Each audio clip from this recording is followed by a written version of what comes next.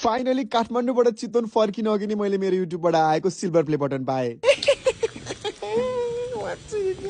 बसन्तपुरको food hunt पछि म चाहिँ काठमाडौँ अझै 2-3 दिन बसेको थिएँ भने आज म हजुरहरूलाई काठमाडौँबाट चितवन फर्किन्जेलको भ्लग देखाउनेछु। काठमाडौँको सेकेन्ड लास्ट दिन चेकआउट गर्ने टाइममा चाहिँ म रेडी सेडी भएर प्याकिङ साकिङ गरेर मलाई एकदमै राम्रो लागेको होटल गणेश हिमालको एकदमै राम्रो र एस्थेटिक रुमलाई साथसाथै होटल गणेश हिमाललाई बाई बाई गर्दै म चाहिँ लागे काठमाडौँबाट 31 किलोमिटर टाढा नगरकोटको होटल मिस्टिक माउन्टेन। मेरो इन्टायर लाइफमै मैले भिजिट गरे मध्ये आजसम्मको बेस्ट होटल। मेबी यो भन्दा अरू पनि थुप्रै होटलहरू होला जुन यो भन्दा राम्रो हुन सक्छ, बट मैले खासै भिजिट नगरेको भएर चाहिँ आजसम्म भिजिट गरे मध्ये यो होटल चाहिँ मलाई एकदमै मन पर्यो। जहाँ मैले 1 नाइट स्टेकेसनको प्याकेज लिएको थियो भने त्यहाँ गएर हल्का फुल्का खाजा खाएर रातिको डिनर प्लस बिहान उठेर त्यहाँको एकदमै राम्रो भ्यू हेरेर नेचरसँग इन्जोय गर्दै बिहानको ब्रेकफास्ट पनि गरे। मिस्टिक माउन्टेनमा समय बितेको थाहै पाइन मैले त। चाहँदा नचाहँदै मिस्टिक माउन्टेनलाई पनि बाई बाई गर्दै नगरकोटबाट फेरि ब्याक टु काठमाडौँ। अनि यो दिन चाहिँ मेरो काठमाडौँको लास्ट डे थियो भने एकदमै स्पेशल डे पनि थियो। स्पेशल चाहिँ किन भन्दाखेरि युट्युबमा मेरो 100K सब्स्क्राइबर कम्प्लिट भएको उपलक्ष्यमा युट्युबले मलाई पठाएको थियो सिल्भर प्ले बटन, जुन पाएर म एकदम नै खुसी थिएँ। मैले आफ्नो खुसी थाम्नै सकिरहेको थिइनँ, किन भन्दा युट्युब सिल्भर प्ले बटन चाहिँ मैले आजभन्दा 5 वर्ष अगाडि देखेको मेरो सपना हो, जुन पुरा पनि भएर and it's all about you guys. हजुरहरूको माया साथ र सपोर्ट नभइदिएको भए आज म यो ठाउँसम्म पुग्दैन थियो होला। Thank you so much for everything guys, I love you all. आजको यो भिडियोमा चाहिँ म मेरो युट्युबको सिल्भर प्ले बटन अनबक्सिङ गर्दिनँ, किन भन्दाखेरि I have think a dedicated content for YouTube play button. त्यही भएर यो अनबक्सिङ गरेको छुट्टै भिडियो अपलोड गर्नेछु, so stay tune for that. भन्दै आइसक्रिम चाउचाउ र लेस खाँदै काठमाडौँबाट अलिकति टाढा हामी चाहिँ गएको थियौँ हात्तीबन। हात्तीबन जानुको कारण चाहिँ रातिको बेला काठमाडौँ भ्यालीको एकदमै बब्बाल भ्यू हेर्न हो। त्यहाँ डिनर गर्नुका साथसाथै पुल पनि मजाले खेलेर नाच्दै रमाउँदै एकदमै रमाइलो गर्दै काठमाडौँको लास्ट दिन पनि सकियो। भोलिपल्ट बिहानै उठेर मजाको ब्रेकफास्ट गरेर म लागे एयरपोर्ट र त्यहाँबाट बोर्डिङ पास लिएर बस चढेर भरतपुरको लास्ट फ्लाइट समातेर विमानबाट मजाको भ्यू हेर्दै मिस्टिक माउन्टेनमा किनेको कलर बुकमा मजाले कलर गर्दै आफ्टर 25 मिनट्स म चाहिँ पुगे फाइनली चितवन। चितवन पुग्ने बित्तिकै हाम्रो सुभाष साथीलाई भेटे भने उसको लागि चाहिँ आज हामीलाई हेर्नु थियो नयाँ बाइक। नयाँ बाइक हेर्नु अगाडि चाहिँ म चाहिँ ट्याक्सी चढेर लागे घरपेटी आन्टीको घर र त्यहाँ गएर आफ्नो सामान राखी वरी त्यही ट्याक्सीमा फर्किए सिजी ल्यान्डमार्क छेउमै भएको यामाहाको मेगा एक्सचेन्ज मेलामा। त्यहाँ जाँदा सुनिता दिदीसँग सुभाषले भने केही डिस्कसन गर्दै रहेछ, डिस्कसन एबाउट उसको पुरानो स्कुटीको भ्यालुएसन। चैत्र 5 गतेदेखि 15 गतेसम्म भइरहेको यामाहाको यो मेगा एक्सचेन्जमा आफ्नो कुनै पनि पुरानो बाइक या स्कुटी लिएर आएर यामाहाको नयाँ बाइक या स्कुटीसँग एक्सचेन्ज गर्न मिल्ने रहेछ। चाहे कुनै पनि कम्पनीको पुरानो स्कुटी या बाइक किन नहोस्, त्यसको भ्यालुएसन गर्दै जाने क्रममा हजुरहरूले कुनै पनि यामाहाको नयाँ बाइक लिनु भयो भने चाहिँ 10,000 रुपियाँ थप पाउनु हुने रहेछ, साथसाथै थुप्रै एक्सेसरिजहरू पनि। अझै त्यति मात्र कहाँ हो र, यहाँ हजुरहरूले कुनै पनि यामाहाको नयाँ बाइक या स्कुटी लिनु भयो भने 50 देखि 30% सम्म डाउन पेमेन्ट दिएर इन्स्टलमेन्टमै लिन मिल्ने रहेछ। 0% देखि 7.99% सम्म ब्याज दर in selective motor bikes and scooters. क्याशमै किन्नु भयो भने त 6,000 डिस्काउन्ट पनि पाउनु हुने रहेछ। लास्ट बट नट लिस्ट यो मेगा एक्सचेन्जमा आएर हजुरहरूले यामाहाको कुनै पनि नयाँ बाइक या स्कुटी टेस्ट ड्राइभ गर्नु हुँदा एउटा गिफ्ट ह्याम्पर पाउनु हुनेछ भने डेली लकी ड्रको थ्रुबाट चाहिँ एउटा लकी विनरले स्पेशल गिफ्ट ह्याम्पर पाउनु हुनेछ। मेरो साथी सुभाषले